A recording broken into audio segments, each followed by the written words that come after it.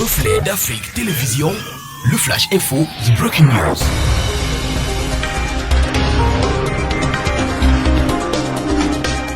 Hey dear viewers, welcome on the Flash Info on Reflet d'Afrique Television.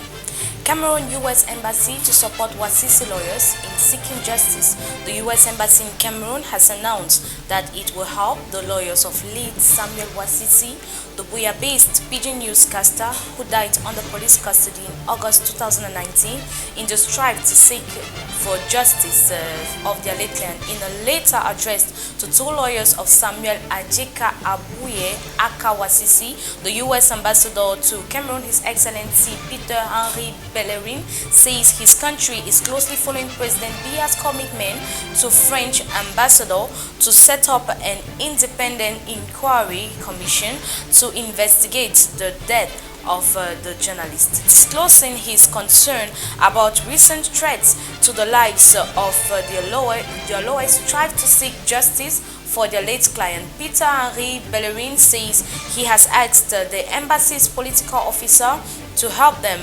The lawyers of Samuel Wasisi was arrested beginning August 2019, after which neither of his lawyers nor family were informed of his whereabouts. A week ago, a Douala-based television channel revealed he died in police custody, succumbing to torture. 2 days later, the Ministry of Defense issued a communique confirming Wasisi died in detention in August 2019, but refuting that he died due to torture. Since then, lawyers and colleagues have been urging the government to set up an inquiry commission to shed light on the circumstances that led to his death. Two Ivorian soldiers wounded in fresh attack. Two Ivorian soldiers were wounded Thursday night in a new attack against the Ivorian army in Beya, a locality in the sub-prefecture of Maradiana Sokorani in the Kanyaso department of northwestern Cote d'Ivoire. The security sources told APA that on Thursday, shortly before 9 p.m. local time, unidentified individuals opened fire on 12 caliber weapons on the defense and security forces at the Beya outpost. 2 people were injured in the attack. One of the Ivorian soldiers was wounded in the back and head, while the other was wounded in the back, right shoulder, lower abdomen and forehead. Both soldiers are conscious and their prognosis is not life-threatening, reassured the same sources, adding that the wounded are being taken care of at the health center in Boya while awaiting evacuation to Odiene, the regional capital of Kadagudu, in the northwest of the country. Early Thursday, a first attack on the mixed army police post of Kafolo in northeastern Cote d'Ivoire attributed to terrorists left about 10 dead, 6 wounded, and 1 assailant was neutralized.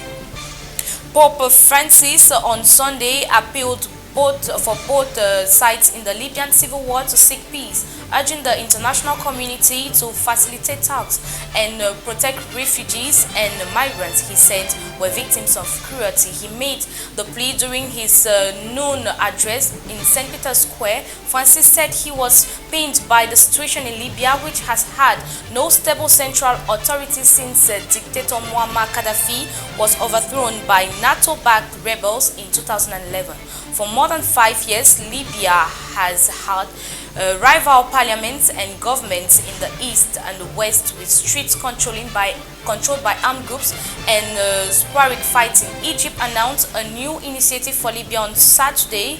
Meanwhile, Russia and Turkey, who support opposing sides in Libya, have postponed ministerial-level talks on the conflicts. Libya is divided between the Libyan National Army (LNA) and the rival government of National Accord (GNA), with nations split over their support of the LNA and the GNA. In an apparent reference to the coronavirus pandemic, Francis said the already precarious health condition of migrants, refugees, and asylum seekers have been aggravated, making them even more vulnerable to exploitation and violence.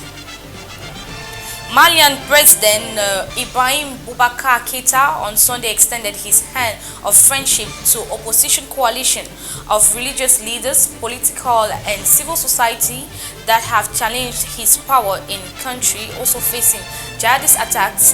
The coalition is made up of a movement headed by Imam Muhammad Diko of the Front for the Safeguard of the Democracy, which brings together opposition parties. The main one, which is the Front of the Safeguard of Democracy, and Espoir Malikoua, a civil society movement led by filmmaker and former cultural minister Sheikh Umar Sissoko. Earlier this month, tens of thousands of people rallied in Mali's capital Bamako, demanding Keita's departure. In a show for force from his recently energized opponents, the protest followed several demonstrations last month in West African states over the outcome of recent parliamentary elections, which the president won, as well as over coronavirus restrictions.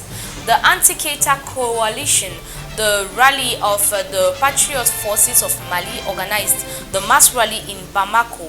Among its leaders were Sheikh Umar Sissoko, a former cultural minister, and Muhammad Diko, a prominent imam and politician. Thanks for watching till the end, dear viewers. I am Sandrine Doubet for Reflet d'Afrique Télévision. Reflet d'Afrique Télévision, le Flash Info, the Breaking News.